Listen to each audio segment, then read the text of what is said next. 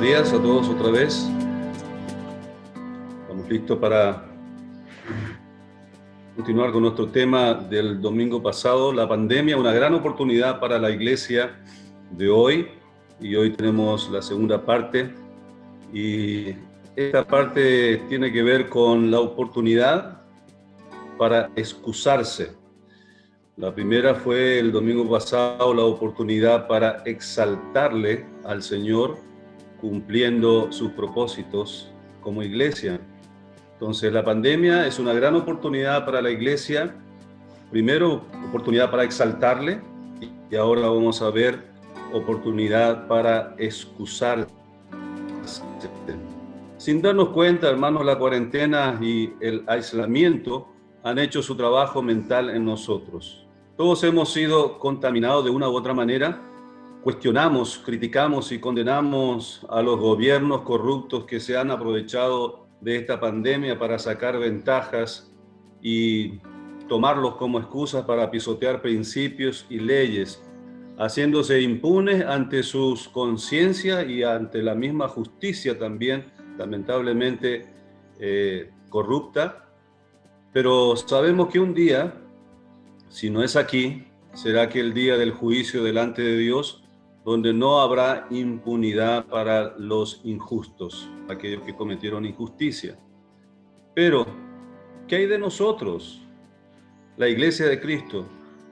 ¿No actuamos igual con las leyes de Dios y su voluntad en medio de esta pandemia? Es posible que te veas confrontado al citarte la manera en que vos, como cristiano, podés estar usando esta pandemia para excusarte de cumplir la voluntad de Dios. Mi intención a través de este tema es ayudarte a abrir los ojos y descubrir que hacemos también nosotros de igual manera, por lo que estamos condenando por lo mismo a otros. Y qué fácilmente somos seducidos a creer y aceptar como justificación la situación de la pandemia para faltarle a Dios y adoptar una actitud justificable. Eso no es tener un carácter digno y santo. Entonces es importante repasar, analizar nuestras actitudes y de qué manera también nosotros estamos utilizando la pandemia como excusa para no cumplir los propósitos de Dios y aún más justificar nuestras faltas ante Dios. Entonces, puede que te parezca repetitivo los temas que vamos a tratar, pero como decía un pastor conocido, predica las veces que sea necesario un tema hasta que notes que hay obediencia a la palabra. El apóstol Pablo también habló acerca de esto en 1 Corintios 3 y también en Hebreos capítulo 5, versículos 11 y 12, donde reprende a los hermanos en Cristo que aún actúan como niños fluctuantes y que no están en condiciones de recibir comida sólida, sino solamente leche, porque no han madurado. Entonces, si te es repetitivo todo este tema, es porque hay una razón, hay un objetivo. Y es que tenemos que tener cuidado de cosas básicas que estamos nosotros descuidando como iglesia, como hijos de Dios, como cristianos, y también de sacar ese bastón de justificación. Y si es la pandemia, una de las razones o excusas que estás utilizando para no cumplir los propósitos de Dios, pues bienvenido a este mensaje en donde se va a desenmascarar lo que estamos pretendiendo nosotros, apoyándonos a través de esta circunstancia que es la pandemia. En primer lugar, que voy a tratar es acerca del distanciamiento social, que es y tiene que ver con la pandemia.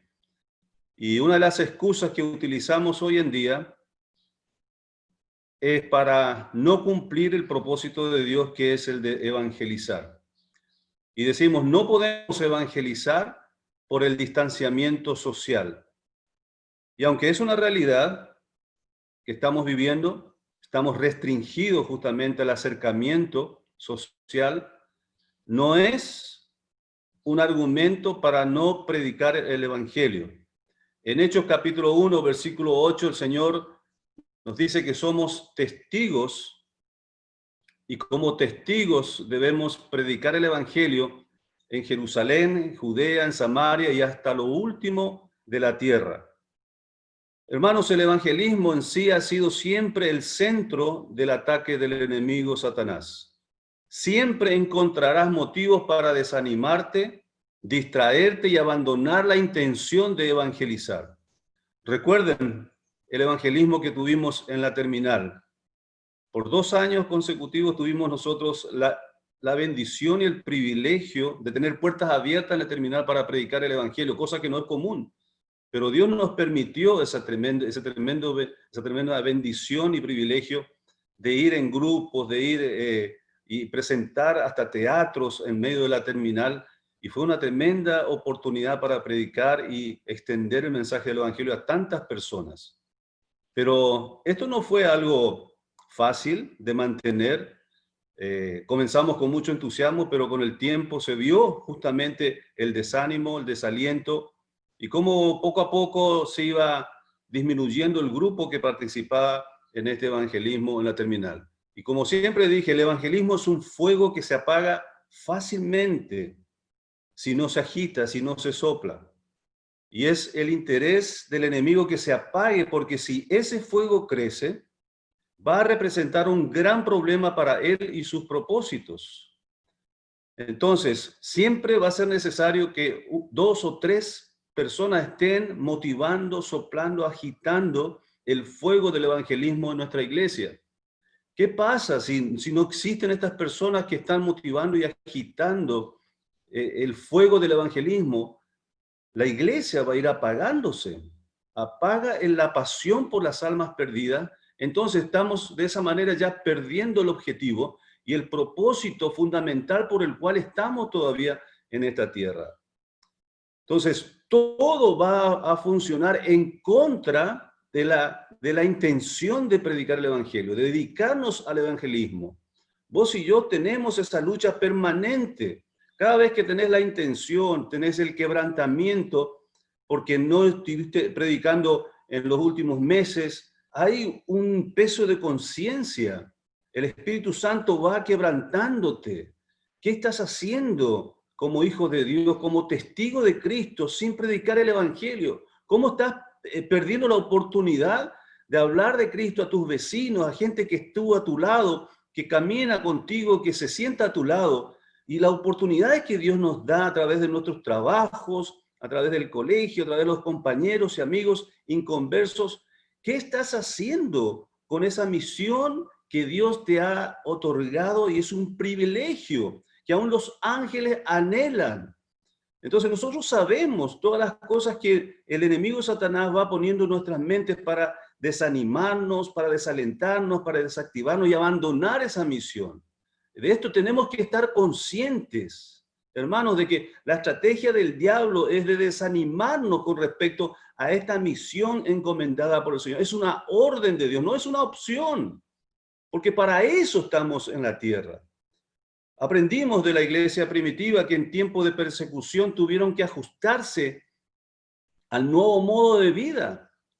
Y en ninguna manera, a pesar de ser perseguidos físicamente, y hasta fueron también torturados, asesinados. Ellos pudieron ver hasta tristemente cómo asesinaban a su familia, a miembros de su familia. Y en esas persecuciones, en medio de esa huida a otra zona, a otros territorios, regiones, dice la palabra que ellos siendo perseguidos, ¿qué hacían? Se lamentaban, abandonaban la misión. No, la Biblia dice, y es tremendo, ellos predicaban el mensaje del evangelio mientras iban huyendo, con todo el dolor de su corazón, quizás de haber perdido algún miembro de su familia. Pero ellos tenían completa certeza que para eso estaban en la tierra. Y tenían completa convicción de que Cristo venía en cualquier momento. Y ellos deseaban realmente ser dignos del sufrimiento y del sacrificio por causa de Cristo. ¿Qué diferencia, hermano, hay entre ellos y nosotros? Entonces, no podemos nosotros tomar como excusa la pandemia para dejar de evangelizar, porque esa es tu tarea, es tu encomendación, es tu misión en la tierra. Entonces, es interesante en Hechos 1:8, la palabra seréis testigos, la palabra seréis está en el tiempo indicativo, no en el imperativo. O sea que Jesús no está mandando que nos convirtiéramos en testigos. Lo que Jesús está diciendo aquí, ustedes ya son testigos. Un teólogo Boyce decía, humanamente hablando, el cristianismo no tenía nada a su favor. No tenía dinero, ni líderes probados. En aquella época estamos hablando del tiempo de la iglesia primitiva. No tenían herramientas tecnológicas para propagar el evangelio.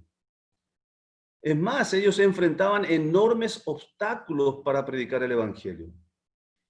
Entonces aprendimos de la iglesia primitiva que en tiempo de persecución tuvieron que ajustarse ellos para cumplir el propósito de Dios. Y a pesar de tantas persecuciones, ellos mantuvieron el énfasis en predicar el evangelio.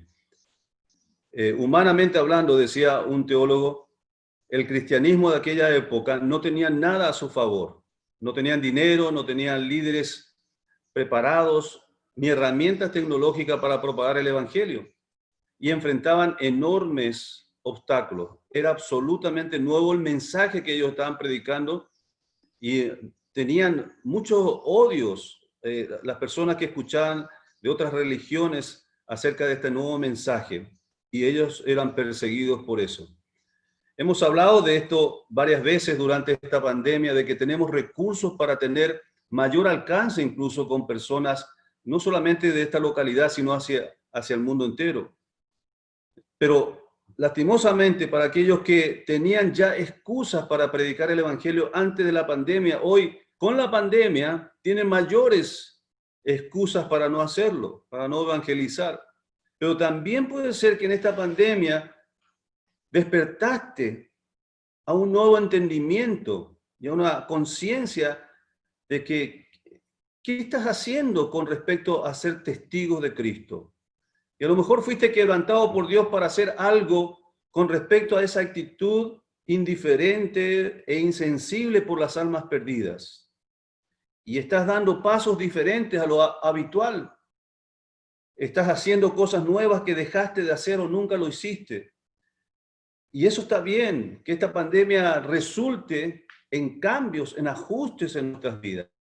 Ser un remesón para nosotros para cumplir la misión que el Señor nos dio. Porque recordemos que Dios también está zarandeando a su iglesia, a su pueblo, por cosas como esta que no estamos cumpliendo. El Evangelio, hermanos, no es menos cierto hoy de lo que era antes del COVID-19. En momentos como estos, el mensaje de salvación es deseable y el mandato de ir y hacer discípulos todavía se aplica. ¿Qué tal tu actitud sobre esta excusa esta semana pasada? ¿Qué tal de aquel desafío del domingo pasado? ¿Se acuerdan de obtener números de personales de salud y de llamarles y de decirle que estamos orando por ellos y de presentarle el mensaje de Cristo? Porque ellos están pasando por momentos tensos en su vida, de muchos temores. Entonces, ¿qué mejor que en esos momentos reciban una llamada para hablarles del amor de Cristo y de la esperanza que hay en Cristo?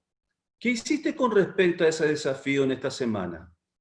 ¿Hiciste algo? ¿Te preocupaste por eso? ¿Oraste por esa posibilidad por lo menos? ¿Buscaste algún número de teléfono de algún personal de salud para por lo menos orar por ellos? ¿O llamaste? Si lo hiciste, amén. Pero si no lo hiciste, entonces no hay un cambio de hábito. O sea, la pandemia no está resultando en cambios en este sentido en nuestras vidas. Y podemos caer en esa excusa de utilizar la pandemia otra vez para no cumplir los propósitos de Dios. Es muy posible que en el cielo, hermanos, veremos a los que estuvieron cerca de nosotros siendo sentenciados y lanzados al lago de fuego. ¿Sabes? No sé si estás pensando en esto, pero yo quiero poner ese pensamiento en tu mente, en tu corazón. Que pienses cada día de tu vida que aquel momento en que esas personas sean lanzadas al lago de fuego y que fueron personas que estuvieron cerca de ti, quizás un vecino, quizás familiares, parientes, compañeros de trabajo, de colegio, que están siendo lanzados al lado del fuego y que te miren y con esa mirada vos sabés bien lo que están pensando. ¿Por qué nunca me hablaste? ¿Por qué nunca te atreviste a enfrentarme y confrontarme con esta verdad que yo no sabía? Hermanos, si estos pensamientos nos llegan a quebrantar nuestros corazones, es porque hay un grave problema en nuestros corazones. Una verdad ineludible. Predicar el evangelio no es una opción, es un deber de cada creyente, con o sin pandemia. Y quien no lo hace está desobedeciendo deliberadamente y en forma arrogante la orden soberana de Dios. Vuelvo a repetir esta verdad ineludible. Predicar el evangelio no es una opción, es un deber de cada creyente, con o sin pandemia. Y quien no lo hace está desobedeciendo deliberadamente y arrogantemente la orden soberana de Dios. Una primera excusa en la pandemia, una oportunidad para excusarse. No puedo evangelizar por el distanciamiento social. Pero estas son solo excusas, porque tenemos tremendas oportunidades, más que nunca quizás hoy de tener mayor alcance que otro tiempo. Te demuestro cómo es un desobediente en esto. No oras por los perdidos. No oras para que Dios te ayude a cambiar esa actitud y ser un ganador de almas. No tienes siquiera un folleto a mano para entregar. ¿Sabes? Tenemos cajas en la iglesia de folletos que no están siendo usadas. Cada creyente debería tener un folleto en su bolsillo para dar el mensaje del evangelio, por lo menos tener de esa manera una forma como iniciar una conversación con las personas. Pero si no te interesa, obviamente que los folletos van a seguir ahí envejeciéndose. No buscas un tiempo para ver o contactar con un incrédulo. No tienes una estrategia para evangelizar. ¿Estás tranquilo sabiendo que no evangelizas? ¿Estás realmente tranquilo al saber que no estás evangelizando y cumpliendo tu misión?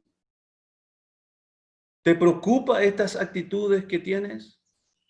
¿Cuántas almas ha llevado a Cristo desde que te convertiste? ¿Cuántas almas predicaste en este último mes?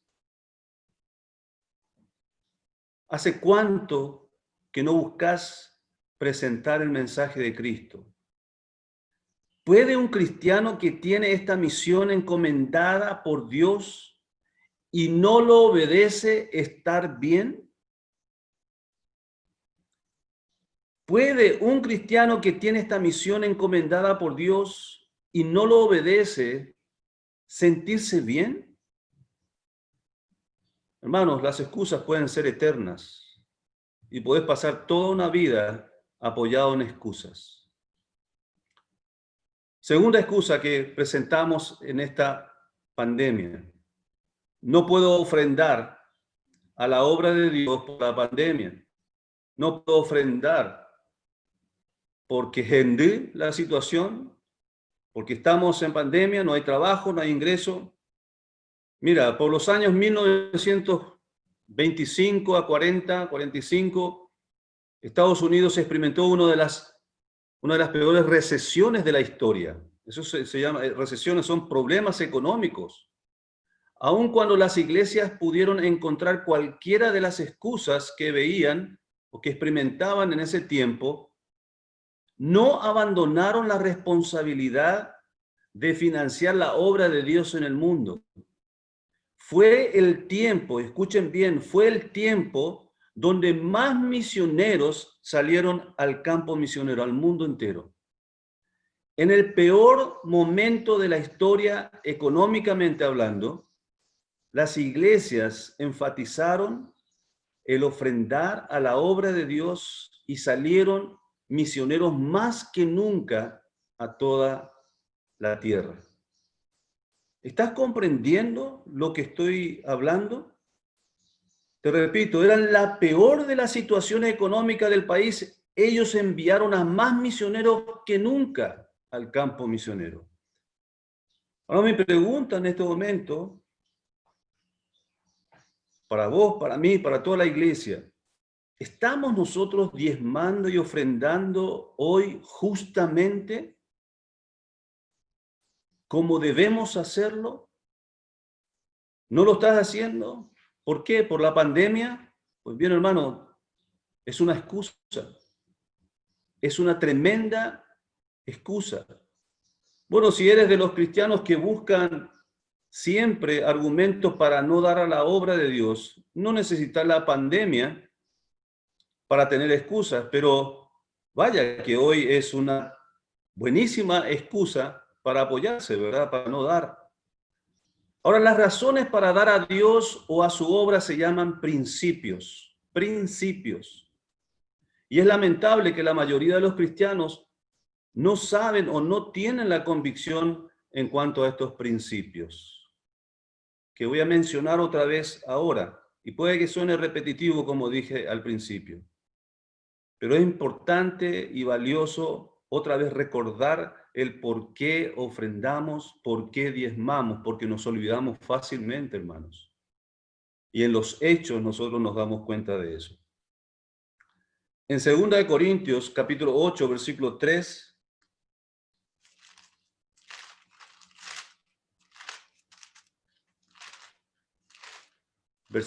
capítulo 8, versículo 3, nos habla de un ejemplo tremendo de las iglesias de Macedonia.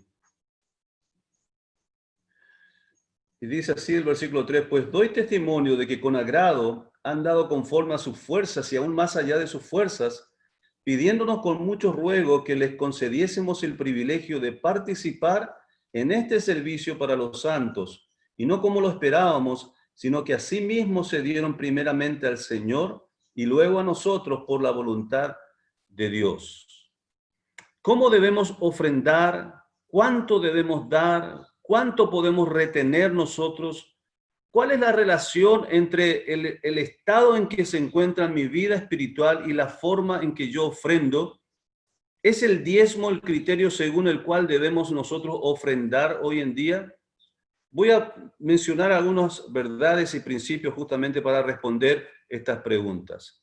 Entonces, para comenzar a responder, debemos tener en cuenta las siguientes verdades y principios como raíces, como fundamentos en cuanto al dar. Primero, dice en Salmo 24, versículo 1 y 2, que de Jehová es la tierra y su plenitud. Significa el mundo y los que en él habitan, toda su plenitud le pertenece a él. Él es el dueño propietario de todo. Nosotros entonces no somos propietarios de lo que tenemos y somos, sino somos simplemente administradores. Eso es un principio fundamental para considerar lo que es el dar, el ofrendar, el diezmar. Segundo, todo lo que tengo en mi propio ser pertenece al Señor. 1 Corintios 6:20 dice, porque habéis sido comprados por precio. Glorificad pues a Dios en vuestro cuerpo y en vuestro espíritu, los cuales son de Dios. Todo lo que tengo en mi propio ser, todo pertenece al Señor. Otra vez, soy administrador aún de este cuerpo y de los bienes que yo estoy teniendo para administrarlo. Tercero, el parámetro según el cual debemos ofrendar es darnos a nosotros mismos, primeramente a Dios y luego a su iglesia. 2 Corintios 8 que acabo de leer, el parámetro según el cual debemos ofrendar es darnos a nosotros mismos, primeramente a Dios y luego a su iglesia. Es el testimonio que Pablo había mencionado de las iglesias de Macedonia. Salmos es el capítulo 24, versículo 1 y 2 del segundo punto. Ahora, últimamente, hermanos, se han lanzado voces y cuestionamientos relacionados a la validez del diezmo, si es para hoy o no, si es del Antiguo Testamento nada más y no para el Nuevo Testamento. Y esto ha inquietado a muchos miembros de las iglesias que estaban acostumbrados y habituados a diezmar, y ha creado confusión y ha traído como consecuencia también mucha debilidad en cuanto a ese principio de dar, porque al no tener ya una regla, una proporción, un porcentaje, ya hay libertad para no dar o dar un mínimo, lo más poco posible, siempre va a ser la tendencia para nosotros. Entonces, argumentos que se utilizan para decir que el diezmo ya no es válido para hoy, quiero mencionar algunos de ellos. Que en los textos del Nuevo Testamento que trata sobre la administración o la mayordomía, el diezmo ni siquiera es mencionado. Eso es verdad.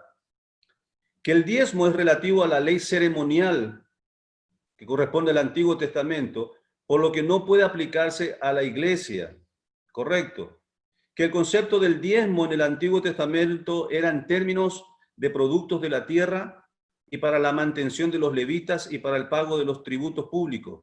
Por eso en Malaquías 3:8, cuando Dios dice que el pueblo robaba de los, se refiere a diferentes diezmos que ellos ofrendaban a través de los productos de la tierra y que también pagaban sus impuestos y tributos al Estado a través de esto. Y también Pablo en más de una ocasión dio instrucciones sobre las ofrendas, pero ninguna de ellas hace mención acerca del diezmo. Todas estas razones se dan para cuestionar la imposición del diezmo como parámetro de nuestras ofrendas a la iglesia. Y debemos decir que es correcto, que está ajustado bíblicamente. Entonces, ¿el diezmo no es un criterio que debe imponerse a la iglesia hoy? Ahora, antes que algún corazón codicioso y avaro comience a suspirar aliviado, ¿verdad? Y alegrándose porque ya no va a tener que estar dando el 10% de sus ingresos y puede utilizarlo para cualquier otra cosa personal. Te pido que consideres ahora lo que voy a leerte, que viene de un discurso de un pastor que habló acerca de este tema.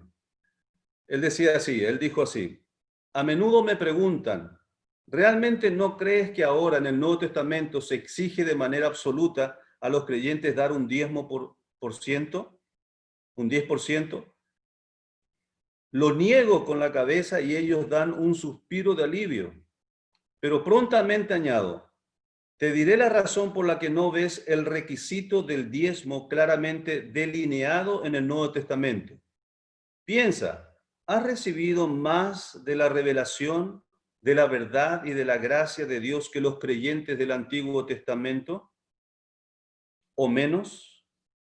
Usualmente hay un silencio de incomodidad cuando hago esa pregunta.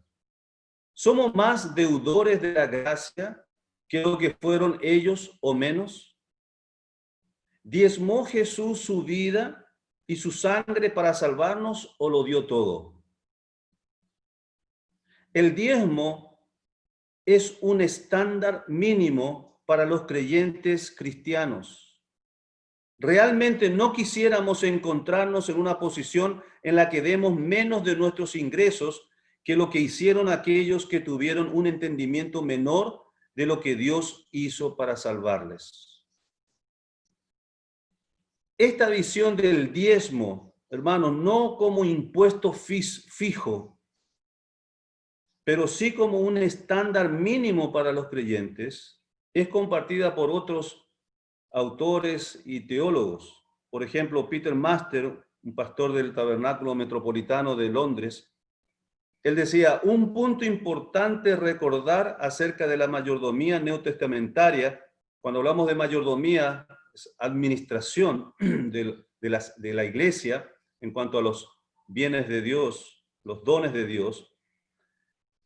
Un punto importante de recordar acerca de la mayordomía neotestamentaria es que puede exceder grandemente el porcentaje del diezmo, como por ejemplo el caso de las 2 blancas de la viuda. Y por lo tanto, ninguna forma fija de dar está vigente ahora. En el Nuevo Testamento no hay vigencia en cuanto a una forma fija de dar. Hoy es un asunto del corazón y de la generosidad máxima, según como el Señor nos haya prosperado, según como el Señor nos haya prosperado. Y eso habla de proporción. No obstante, el diezmo todavía permanece como una guía de lo que constituye una porción mínima y razonable.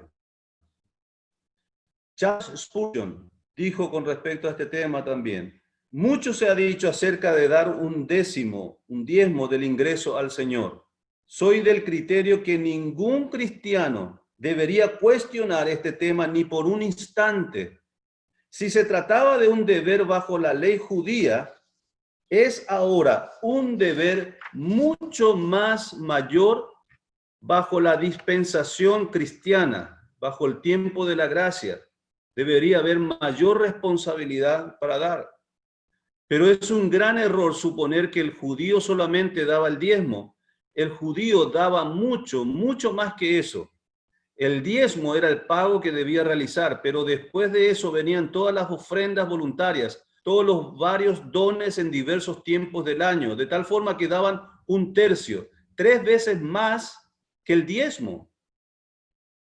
Y es extraño que en nuestro tiempo, todo esto está diciendo Spurgeon, estoy leyendo textualmente, y es extraño que en nuestro tiempo los seguidores de ídolos tales como los hindúes den también esa proporción de sus ingresos, avergonzando así totalmente la falta de gratitud de muchos que profesan ser seguidores de Jesucristo. Quiero mencionar algunos ejemplos de ofrendas en el Nuevo Testamento. Aunque el diezmo no continúa vigente para la iglesia como un impuesto legal, como se hacía en el Antiguo Testamento, pero sí constituye un criterio, un principio mínimo que debe orientar nuestras ofrendas al Señor. Esto se confirma en los ejemplos que el Nuevo Testamento nos da sobre la ofrenda. Una vez mencioné acerca de esto y dije, si es un problema para vos el tema del diezmo, el término diezmo, entonces no diezmes. Da más del 10%, da un 1%, un 12%, un 15%, 20%. Si es un problema para ti el término diezmo, entonces si te da incomodidad decir que en nuestra iglesia se diezmamos, entonces da el 15%. Decir, no, nosotros estamos libres de dar, pero el mínimo es el 10%. Pero yo doy más de eso.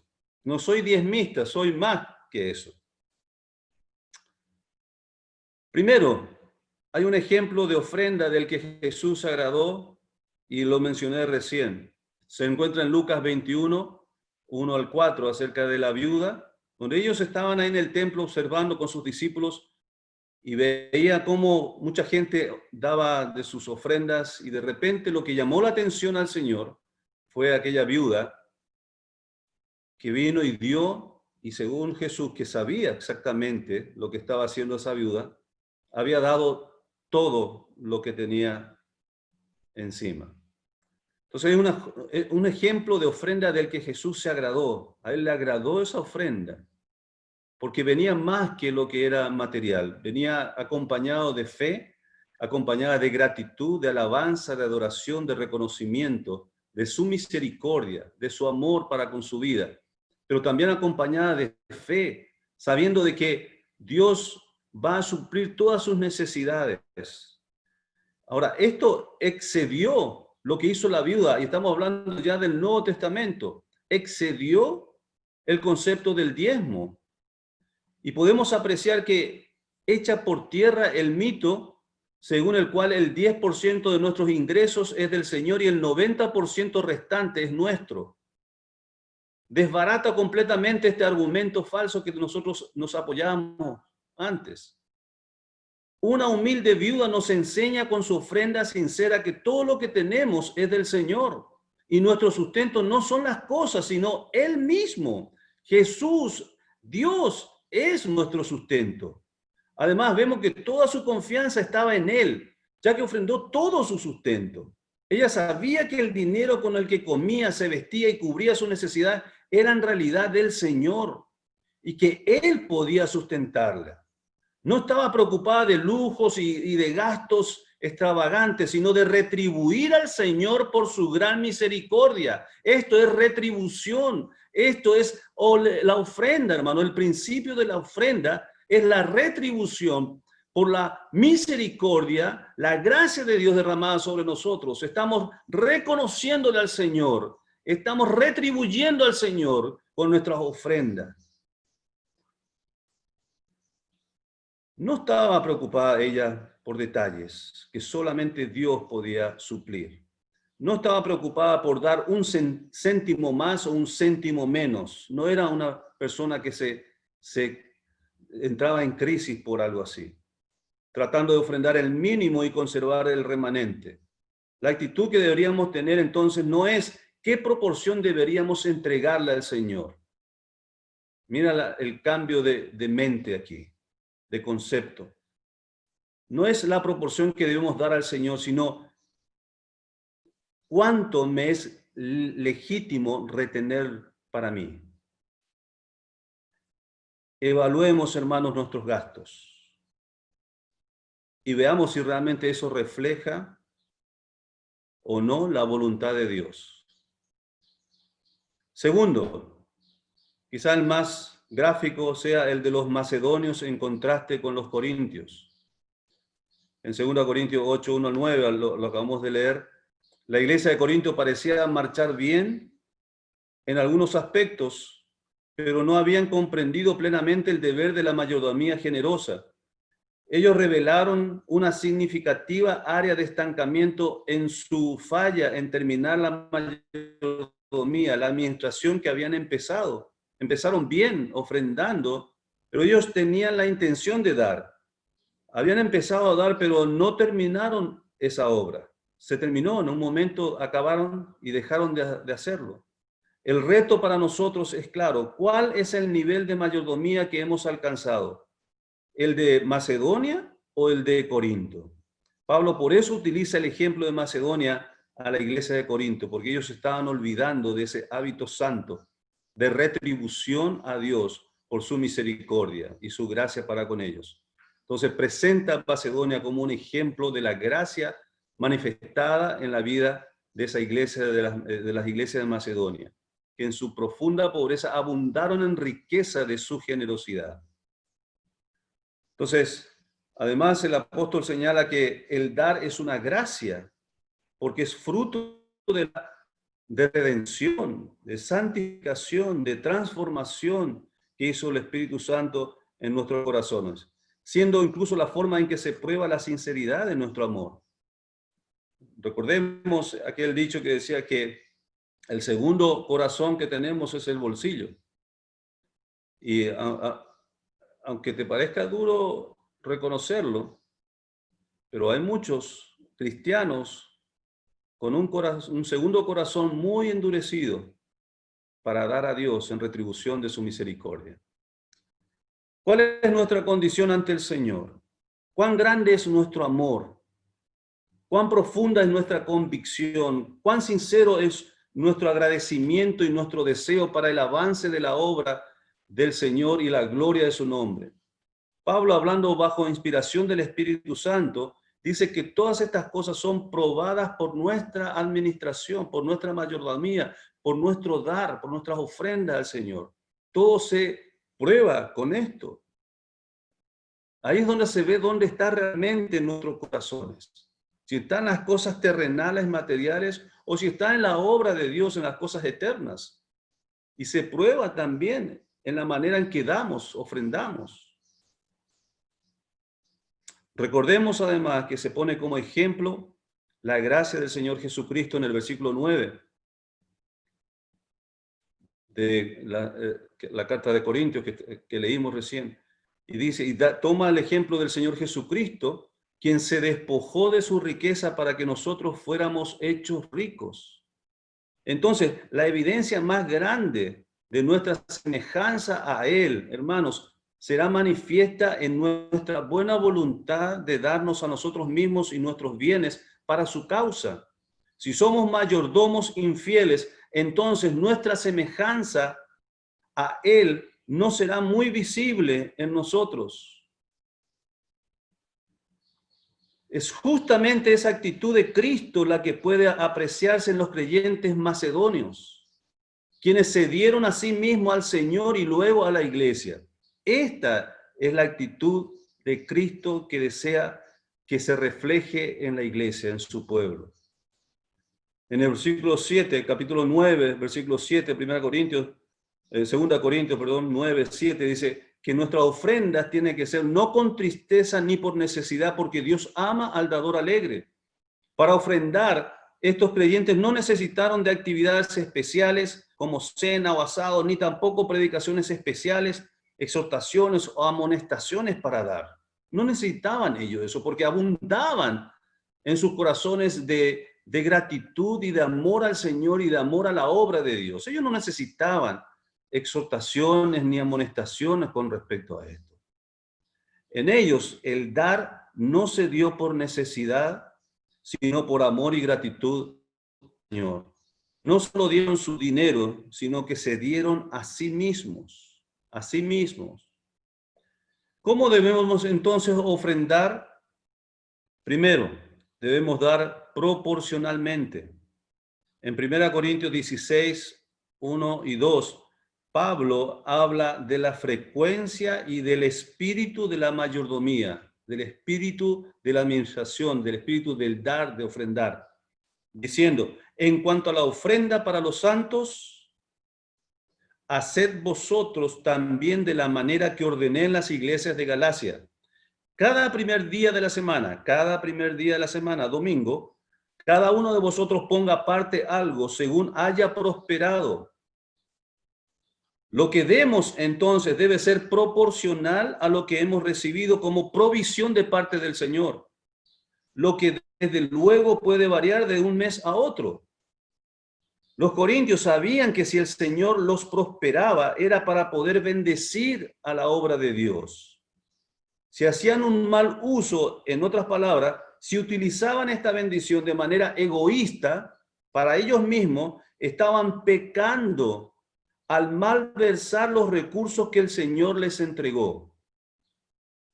Entonces debemos dar proporcionalmente.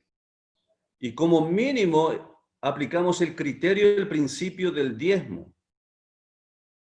Y de ahí nosotros vamos ofrendando voluntariamente con alegría y también proporcionalmente conforme a lo que el Señor nos prospera. Segundo, debemos dar alegremente. Debemos dar alegremente. Es lo que nos dice el conocido texto de 2 Corintios 9, 6 al 11. Esto implica, hermanos, dar gozosamente, no contando cada centavo, ni desprendiéndose del dinero con aflicción o lamentaciones, o pensando no voy a tener para el próximo mes y doy esto, sino deseando dar, haciéndolo con libertad, espontáneamente y deleitándonos en ese acto de poder ser parte de la obra de Dios y de poder retribuir al Señor en gratitud por su misericordia. Además, un dador alegre, hermanos, es un dador voluntario, alguien que no necesita ser obligado con exhortaciones y amonestaciones, sino que da con limpia conciencia y con desprendimiento.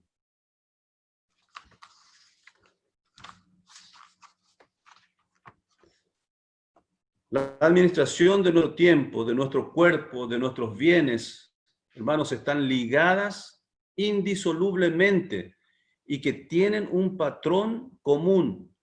Depende de nuestra consagración a Cristo. Si no eres consagrado a Cristo, vas a tener muchos problemas para dar. Vas a tener muchos problemas y excusas para ofrendar, para diezmar, para apoyar la obra de Dios. porque esta es una función que se hace desde un corazón agradecido, consagrado al Señor.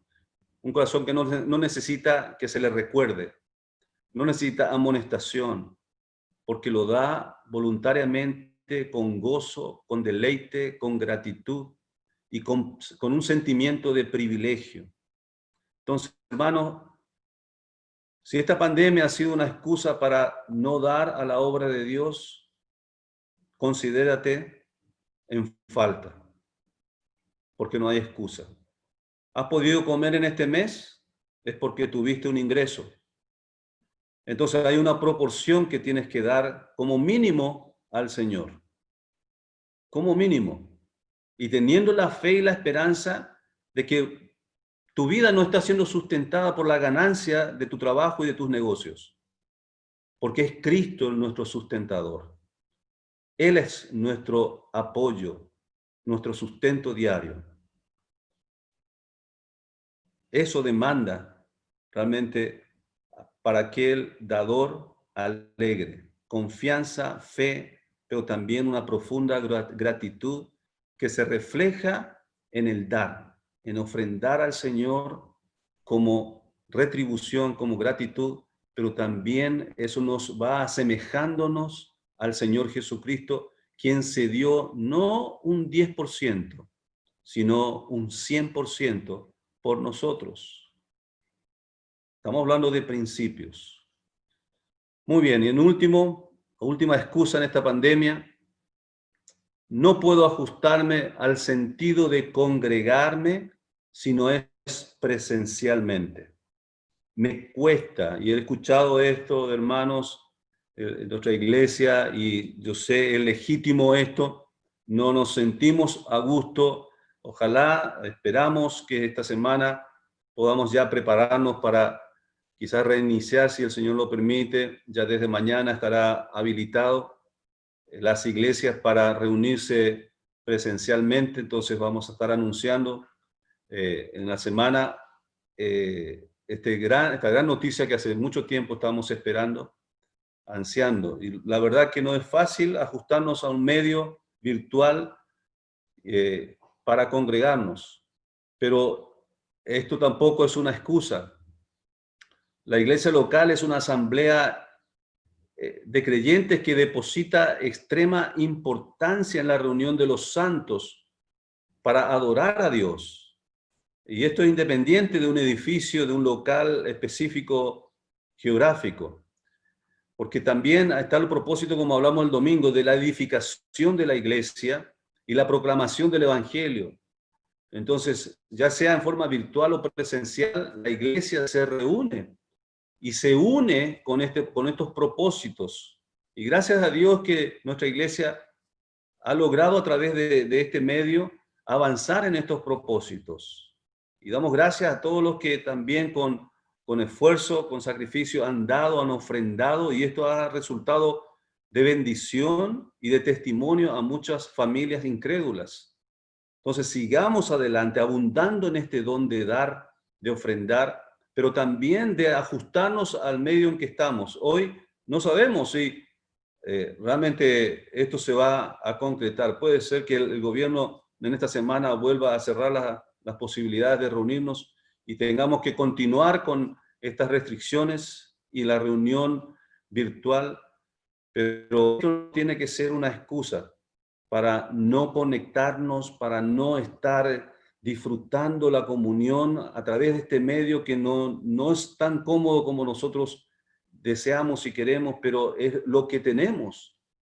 Entonces, independientemente de lo que se requiera de nosotros hoy en esta pandemia, debemos hacer todo lo posible para fomentar, motivarnos, animarnos unos a otros, para fomentar una atmósfera que dé importancia a congregarnos juntos, conectados dentro de nuestros lugares de adoración, en nuestros hogares en este momento. Es el lugar de adoración que tenemos con nuestra familia. Y es interesante varios versículos que he mirado acerca de la importancia de la reunión como familia para la adoración. Y yo recordé en Nehemías capítulo 8, versículo 1 al 6, cuando la palabra de Dios fue leída a todo el pueblo, y dice que todo el pueblo, grandes y pequeños, todos los que podían entender, estaban allí parados. Tuvieron 6 horas escuchando atentamente la palabra de Dios. Y yo digo, ¿cómo pudieron hacer esto con sus familias, con sus hijos?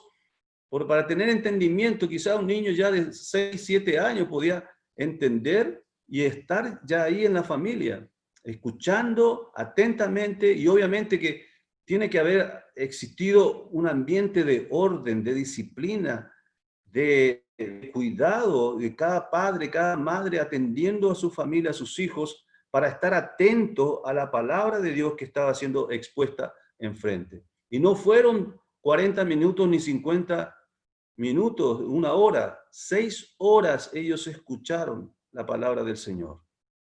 Y quiero leerte algunos versículos de Salmos, y me llama la atención la secuencia de varios capítulos de Salmos hablando acerca de la importancia de la adoración en el templo de Dios. Salmos 133, y dice así, versículo 1, mirad cuán bueno y cuán delicioso es habitar los hermanos juntos en armonía, en armonía. Esto habla de orden, de disciplina. Es como el buen óleo, y comienza a detallar características, pero fíjate el versículo 3 al final, dice, porque allí envía Jehová bendición y vida eterna. En medio de la congregación, de las familias que están en armonía, en orden, en solemnidad, delante de Dios, de la presencia de Dios, en adoración, Dios se agrada tanto que derrama bendición al pueblo de Dios, a su congregación que lo está adorando con seriedad, con respeto, con reverencia. Donde familias completas con sus hijos están ahí prendidos en la adoración a este maravilloso Dios. Capítulo 134 sigue hablando acerca de lo mismo. Mirad, en la casa de Jehová estáis por las noches. Alzad vuestras manos al santuario y bendecid a Jehová. Desde Sión te bendiga Jehová, el cual ha hecho los cielos y la tierra. Capítulo 135. Alabad el nombre de Jehová, alabad siervos de Jehová, los que estáis en la casa de Jehová, en los atrios de la casa de nuestro Dios. Alabad allá, porque Él es bueno. Cantad salmos a su nombre, porque Él es benigno. Capítulo 136. Alabad a Jehová, porque Él es bueno, porque para siempre es su misericordia. Y fíjense capítulo 137. Después de hablar acerca de la adoración con las familias, con el pueblo de Dios en el templo, en la casa de Jehová en Jerusalén, fíjense la tristeza de esta nueva realidad a la que tuvieron que ajustarse el pueblo de Dios en cautiverio. Junto a los ríos de Babilonia, allí nos sentábamos y aún llorábamos, acordándonos de Sión. Sobre los sauces en medio de ella colgamos nuestras arpas. Y los que nos habían llevado cautivo nos pedían que cantásemos. Y los que nos habían desolado nos pedían alegría, diciendo, cantadnos algunos de los cánticos de Sión. ¿Cómo cantaremos cántico de Jehová en tierra de extraños? Si me olvidare de ti, oh Jerusalén, pierda mi diestra su destreza, mi lengua se pegue a mi paladar. Si de ti no me acordare, si no enalteciera a Jerusalén como preferente asunto de mi alegría. Oh Jehová, recuerda contra los hijos de Edom el día de Jerusalén. Y ahí comienza a hablar acerca de la realidad triste que estaban experimentando lejos del lugar de adoración donde ellos adoraban en Jerusalén. Hoy, recordando lo que dijo el Señor Jesucristo a la samaritana, un día no se adorará aquí, sino en todo lugar donde haya adoradores que adoren a Dios en espíritu y en verdad. Entonces hoy nosotros estamos también en una condición diferente a la que estamos acostumbrados, pero podemos nosotros convertir nuestro ambiente en el hogar en un lugar de adoración, hermanos. Y que nuestros hijos aprendan qué es adorar a Dios con reverencia, con respeto. Los niños desde chiquititos, nosotros desde chiquitos, nuestros hijos les hemos habituado, les hemos disciplinado a respetar ese momento de adoración. Y hoy en nuestras casas tiene que haber ese énfasis. Debemos nosotros tener la responsabilidad de educar a nuestras próximas generaciones lo que es adorar a Dios con reverencia, con respeto, no en un momento de distracción en donde cada uno se levanta y viene y va. Tiene que haber concentración, tiene que haber énfasis en la adoración. Estamos ante la presencia misma de nuestro Dios, el Dios Todopoderoso, el Creador del universo. No podemos nosotros estar distraídos y estar en cualquier otra cosa, sino es el tiempo para Dios, es el tiempo de Dios. El culto, el servicio para el Señor es para el Señor, no es para relajarte vos ni tu familia. Es tiempo de adoración. Ahí es donde nosotros rendimos culto de adoración al Señor. Por favor, hermanos, fomentemos esa armonía en nuestros hogares. Felicito a las familias que antes de la hora ya están con sus hijos ahí prendidos, sentados, ya están disciplinados, están instruidos. Y cada padre y madre también con ellas, dando ejemplo. Hermanos, no ofendamos de esta manera a Dios. Es el tiempo para glorificar al Señor. Es el único día que estamos haciendo durante la semana como iglesia. Y ojalá en nuestros hogares también lo hagamos durante la semana, instruyendo a nuestros hijos cómo comportarse, la conducta que tienen que tener en un tiempo de servicio, de adoración a nuestro Dios. Enséñale, hermano, papá, mamá, tus hijos, a quién estamos adorando. Háblale acerca de la persona, de la majestuosidad, de lo glorioso que es nuestro Dios, a quien le debemos toda la honra, la gloria, la reverencia, el respeto. Y eso se hace en un tiempo de armonía, en disciplina, con respeto, conscientes de a quién estamos adorando. Hermanos, el relajo hoy en día en medio de la pandemia en cuanto a este tema ha traído mucho déficit y yo creo que ha traído también mucha ofensa a nuestro Dios.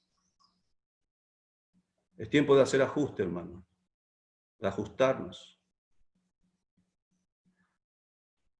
Entendemos que congregarnos con la familia es para dedicarle tiempo en adoración y esto requiere de seriedad, requiere de preparación, requiere de respeto y de disciplina. Es un ajuste en nuestro tiempo y enfoques. Lo hacemos más fácilmente en forma presencial. Estamos como ahí limitados cuando lo hacemos en forma presencial. Aunque a veces la inquietud y la falta de disciplina a muchos los mueve de sus asientos para salir, ir al baño, tomar agua.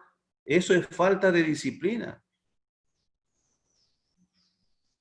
¿Y cuánto más se da esto en los hogares, en las familias, en las casas? Entonces necesitamos no solo por nosotros mismos, sino por nuestra familia. Estamos marcando nuestros hijos, nuestra próxima generación.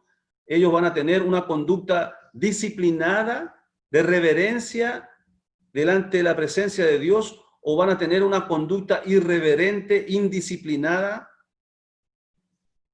y poca seriedad en la presencia de Dios.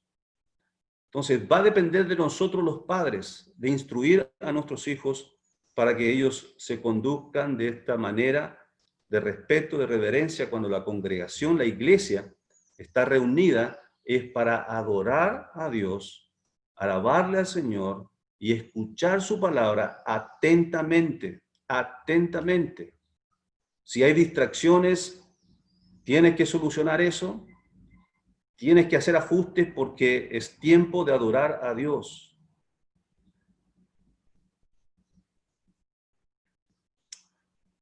Vemos tantas veces en el Antiguo Testamento cómo el pueblo grande y pequeño se presentaron delante de ese Dios majestuoso y lo hacían con gran reverencia y solemnidad. eso hoy también nosotros lo podemos hacer.